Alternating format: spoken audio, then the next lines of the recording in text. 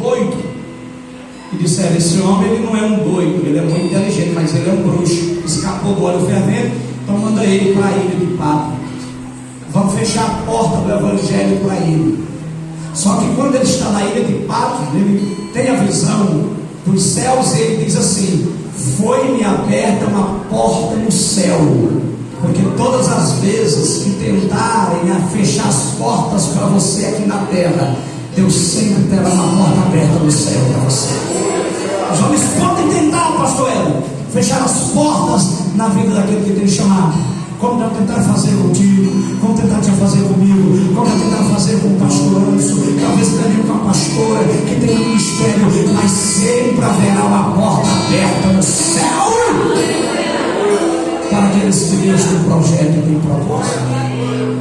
E ele teve toda aquela visão do Apocalipse, que tem cenas assustadoras e para alguns de difícil compreensão, mas na visão ele viu Jesus glorificado, porque quando Jesus ressuscita, ele não ressuscita num corpo glorificado, ele ressuscita num corpo ressuscitado. Mas na sua ascensão ao céu, ele passa pela sua mudança e transformação de 1 Coríntios capítulo 15, a partir do versículo 52, e aí ele recebe um corpo glorificado para se cumprir o Salmo 24: levantai ó portões eternos, para que entre Meneracavote, para que entre o Rei da Glória. E alguém pergunta: quem é esse Rei da Glória? E alguém responde: esse é o Senhor poderoso em batalha. Está se referindo a Jesus. Ele é o Rei da Glória, e ele é recebido no céu e senta à destra do Pai num corpo glorificado, que a Bíblia diz que quando a igreja for arrebatada e os mortos em Cristo ressuscitarem, nós vamos receber um corpo na semelhança do corpo de Jesus. Esse corpo de dor que você tem aí não existirá mais. Essa enfermidade que você carrega aí, você não vai carregar mais. Até essa média aí que você está acima do peso, você não vai ter lá. Vai ser a semelhança do corpo de Jesus. Só que aí ele vê 7 carniçais. Eu não tenho muito tempo para explicar essas coisas, porque eu gosto de cumprir horário. Mas o carniçal, ele servia para iluminar a sala, o quarto, a cozinha, o ambiente. E a menorá era usada no templo e servia como luz para o lugar santo. E ele vê 7 carniçais, cada carniçal representando a igreja.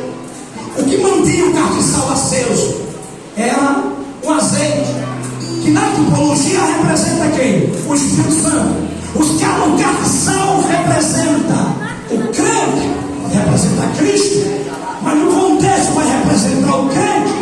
E o azeite que está no carniçal, que mantém o carniçal aceso, representa o Espírito Santo na vida do crente, que vai manter ele ativo na terra, servindo a Jesus, dando testemunho e pregando a sua palavra.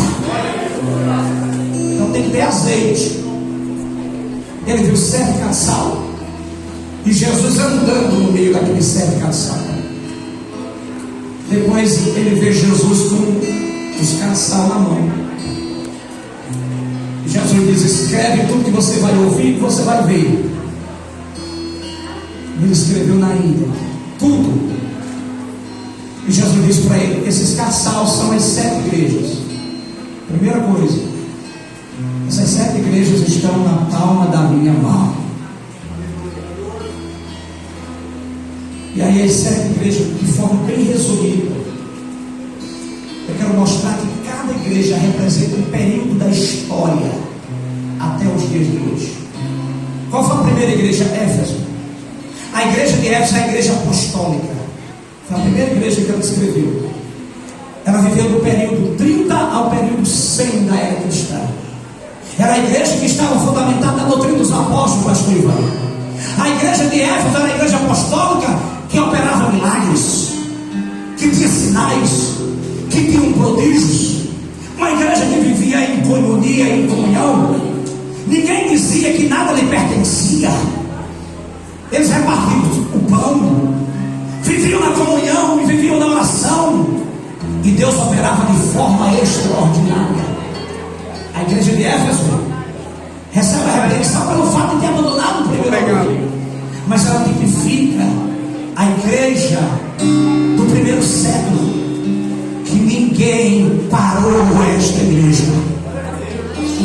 E olha que foi oposição por tudo que era lado, mas a igreja conseguiu sobreviver os seus primeiros anos sob a opressão de Roma e sob a opressão dos próprios judeus, mas ela seguia triunfante.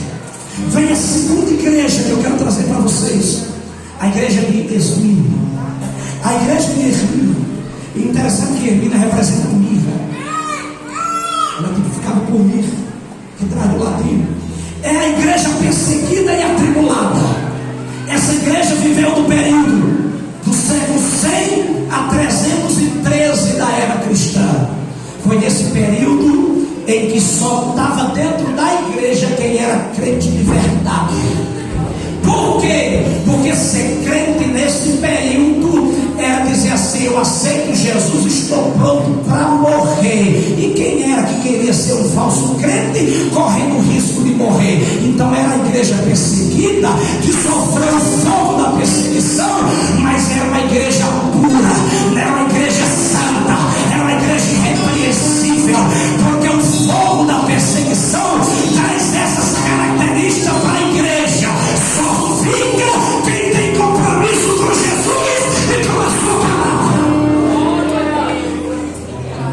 Não tem falsificação no fogo da perseguição. E a igreja passou por este período. E é tanto que Jesus disse para essa igreja: olha, vocês vão ter uma perseguição de 10 dias. O diabo vai lançar muito de vocês na prisão. Mas olha o que é que ele conclui dizendo: ser fiel até a morte, ser fiel até a morte, ser fiel até a morte, ser fiel até a morte, e dar-te-ei a coroa da vida. Essa igreja viveu do século 100 a 313 da era cristã. Só que aí chegou o período para a igreja de Pérgamo. A igreja de Pérgamo representa a igreja mundana e estatal. Como assim, pastor? Vou falar. Ela viveu de 313 a 590 depois de Cristo. Foi o período da convenção de Constantino. Constantino disse que tinha se convertido porque o sinal da cruz havia aparecido a ele, e uma voz disse: por esse sinal eu vou te dar vitória diante dos medos e dos persas. E ele foi vitorioso e disse: pronto, me converti, agora sou crente, e a partir de hoje está proibido de perseguir os crentes. Crente não vai morrer mais em fogueira, crente não vai morrer mais na arena dos leões, crente não vai ser decapitado, crente agora está livre para adorar. Isso foi bom? Em parte foi, mas em contrapartida foi ruim para a igreja. Por quê? Porque todo mundo agora queria ser crente. A igreja virou estatal, se tornou a religião matriz do império, e começou a vir todo tipo de paganismo para dentro da igreja. E ela começou a entrar em declínio moral, ético e, acima de tudo, espiritual. Mas em meio a toda esta crise, pastor Helder, ainda existem os remanescentes da igreja. Aqueles que não se curvam diante de homens, aqueles que não se curvam diante de leis que são feitas por homens para tentar contrariar os paradigmas e os preceitos da palavra de Deus. Passe o que passar, mas existem os remanescentes de Deus. Essa era a igreja de Pérgamo, pastor. Mas aí vem a igreja de Tiatira. A igreja de Tiatira, ela começa no período de 590 a 1517. Esse período é um período das trevas, porque a igreja se tornou papal. Quem começou a governar a igreja foi o Papa. Jesus não era mais, entre aspas, o dono da igreja, porque agora todo o clero começou a tomar de conta da igreja, e cada dia a igreja entrando em decadência. Olha para mim, deixa eu falar uma coisa. Satanás vai mais investir na terra é contra a igreja, porque ela é a única instituição na terra legalizada por Jesus e que tem o poder do Espírito Santo para parar com o ataque do inferno na terra. Não tem outra entidade que tem este poder e esta autoridade. Foi por isso que Jesus disse: sobre esta pedra ficará a minha igreja, e as portas do inferno não prevalecerão contra ela. Sobre esta pedra edificarei a minha igreja, e as portas do inferno não prevalecerão contra ela. Se você está dentro desse contexto, se prepare, porque você vai sobreviver. Igreja papal. E vocês sabem, né? Quem estuda a história sabe o que o papado, o que a igreja católica fez com todos aqueles que se opõem às bulas papal e às suas falsas doutrinas. Mas a igreja vai caminhando, porque meio esse período nebuloso ainda tem os rabiscos, os remanescentes. Tem aqueles que não se curvam, tem aqueles que preferem a morte, mas jamais vai vender a sua comunhão, jamais vai se render e vender o seu caráter. Vem a quinta igreja, eu encerro. Sardes. A igreja de Sardes, ela representa o período da reforma protestante. Aí aqui é lindo demais. Ela começa em 1517 a 1730. O nome Sardes significa remanescente. Porque, pastor Ivan, no período de crise na igreja, sempre haverá os remanescentes. Não tem quem acabe com a igreja. Tem quem que fica preocupado: meu Deus, Jesus, misericórdia. Não tem quem acabe com a igreja. Instituições fecham, nomenclatura fecha, a placa pode até cair, mas a igreja de Jesus Cristo, ela segue triunfante.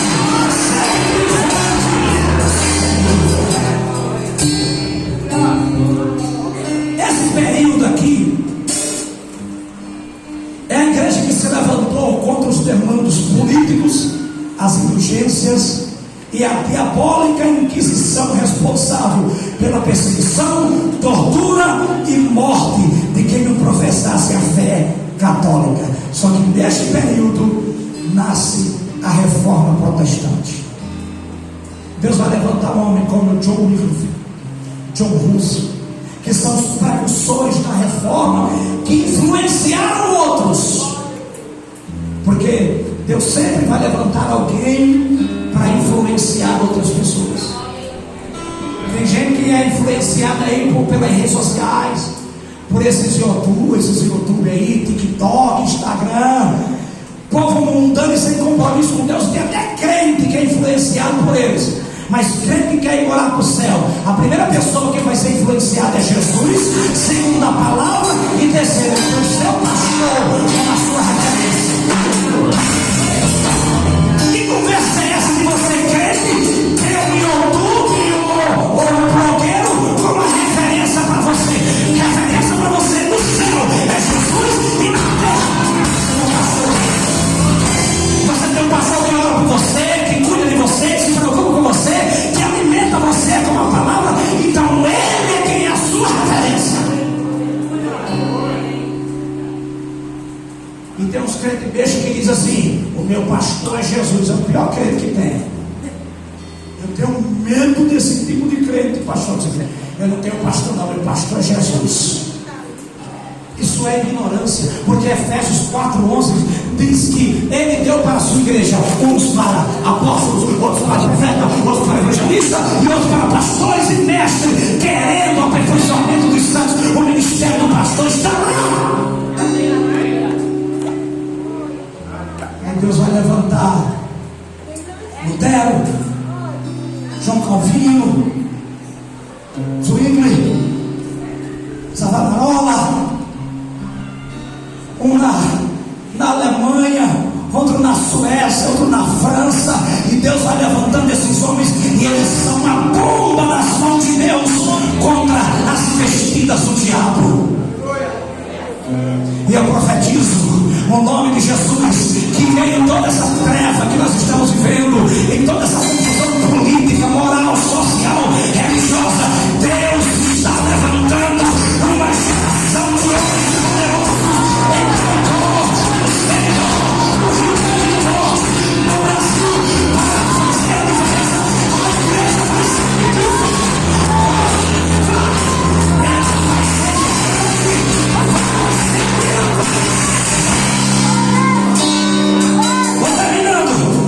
tenho 2 minutos para me terminar minha fala. Sua lábia. E se você não quiser fazer, não fique envaidecido e se preocupe, porque Jesus vai tirar e vai botar outro. Mas a obra vai seguir avante. Ai, o dono dela chama-se Jesus. Ela não é minha. Ela não é do pastor Helder, não é do pastor Anderson, não é da pastora, não é do pastor Ivan, da pastora Gasparina. Nós somos apenas os vasos que Deus escolheu para liderar um povo. Porque se dependesse de nós, a igreja falia.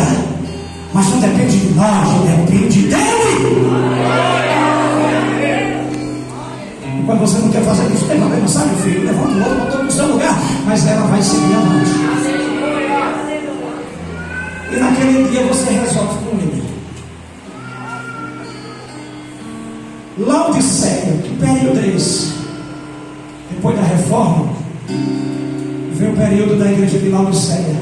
Interessante, Laodiceia não, perdão, Filadélfia. Filadélfia é amor fraternal. E você não vai encontrar aqui Jesus repreendendo essa igreja. Ele respondeu. As únicas igrejas que ele não repreendeu foi Esmirna e Filadélfia. Não encontrou problema naquela igreja. E Filadélfia, que é amor fraternal, é uma igreja missionária, evangelística. É a igreja de 1730 que surge com os grandes avivalistas. Avivalistas como John Wesley, George Whitefield, Charles Spurgeon, Dale Moody, Jonathan Edwards, que pregou um sermão, pregadores das mãos de um Deus irado. Esse período aqui foi um período que a igreja decolou no avivamento. Às vezes, quando eu começo a estudar esse período, eu tenho vontade de ter vivido aquele tempo. Eu acho que foi muito extraordinário. Não tinha som, não tinha microfone, não tinha nada. Era no gogofone, pastor. Mas tinha deles que pregavam que dava para ouvir só 1 quilômetro a sua voz de distância. Homens cheios de Deus. No dia que Jonathan Wesley pregou, pecadores nas mãos do Deus irado. Diz alguém que quando ele entrou na igreja, o seu rosto brilhava como o rosto de um anjo. E que ele começou a pregar, com a mão ele segurava a lamparina, porque não tinha energia elétrica, e na outra mão ele lia o sermão. E quando ele foi pregando, disse que as pessoas seguravam no banco, pensando que estavam caindo do inferno. A pregação era muito forte. Se viu clamor na cidade inteira, nas ruas, o povo gritando, desesperado, como se a terra estivesse se abrindo, como se fosse o último dia da sua vida. Homens que trouxeram avivamento para a Nova Inglaterra, que hoje é os Estados Unidos. Homens que foram instrumentalizados por Deus. Deixa eu falar, vou repetir, e posso ser repetitivo. Paulo disse: eu não canso de escrever as mesmas coisas, é segurança para vós. Vou repetir: ninguém para a igreja de Jesus.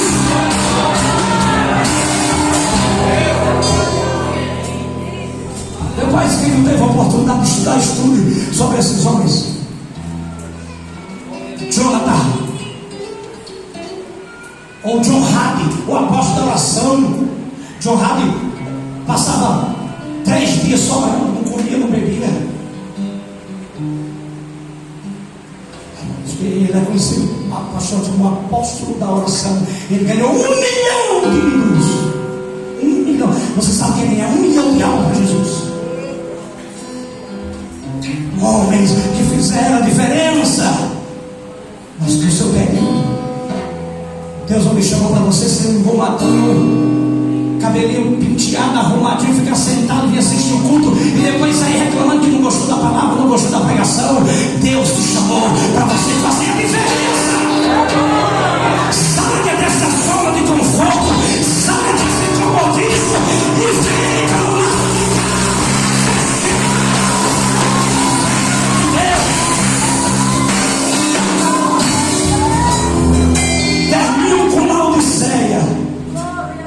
Laodiceia significa justiça do povo e dos seus direitos individuais.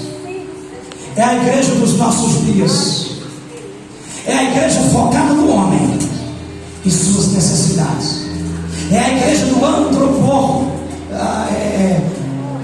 É a igreja que coloca o homem no centro de todas as coisas. Cristo fica de lado e quem é o centro agora é você. Cristo fica à esquerda e você no centro. Porque a pessoa mais importante do culto deixou de ser Jesus e passou a ser você. A igreja da atualidade, e quando eu falo igreja, irmão, eu não estou me referindo à nomenclatura, a igreja no seu contexto.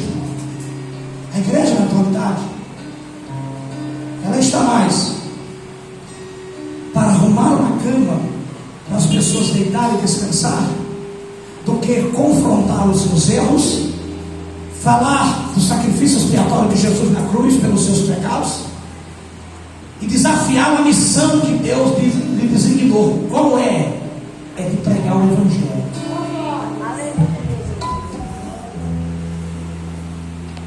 E essa igreja aqui, pastor, eu termino, foi a igreja que recebeu a mensagem mais dura de Jesus. É a igreja que Jesus disse: eu vou vomitar vocês da minha boca. A igreja que coloca o homem no centro. E vou dizer mais: a igreja do primeiro século tinha Pedro, Tiago e João na folga. Era analfa de pai e mãe. Pedro e João vai para o templo e diz para o coxo, quando lhe pede a esmola: não temos prata nem ouro, mas o que temos que dar, levanta em nome de Jesus. Era a igreja que não tinha luxo, não tinha templos, porque os templos só foram construídos depois do terceiro século. Era a igreja que não tinha ar-condicionado, que não tinha banco, que não tinha som, que não tinha banda, que não tinha prata, que não tinha